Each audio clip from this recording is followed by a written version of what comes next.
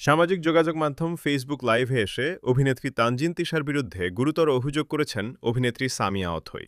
অথৈর দাবি, দৃশ্য ধারণের সময় স্ক্রিপ্টের বাইরে গিয়ে তিশা তাকে সবার সামনে অকারণে মারধর করেন। পরিচালক রাফাত মজুমদার রিংকুর নতুন নাটকের শুটিং সেটে এমন অনাকাঙ্ক্ষিত ঘটনা ঘটে।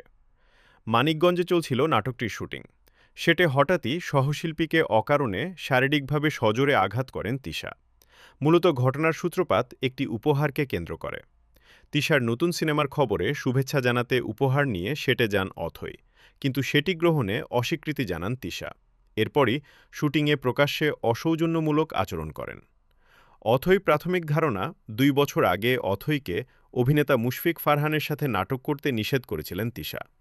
সে নিষেধ না মানাতেই এমন আচরণ করেছেন অভিনেত্রী। প্রসঙ্গত, ঘটনার সময় মনিটরে উপস্থিত ছিলেন প্রবীণ অভিনেতা ও পরিচালক। তারা বিষয়টি নিয়ে বিস্ময় প্রকাশ করলেও আনুষ্ঠানিক কোনো বক্তব্য এখনও আসেনি। এদিকে অভিযুক্ত তানজিন তিশার সঙ্গে যোগাযোগের চেষ্টা করা হলেও তার পক্ষ থেকে কোনো সাড়া পাওয়া যায়নি।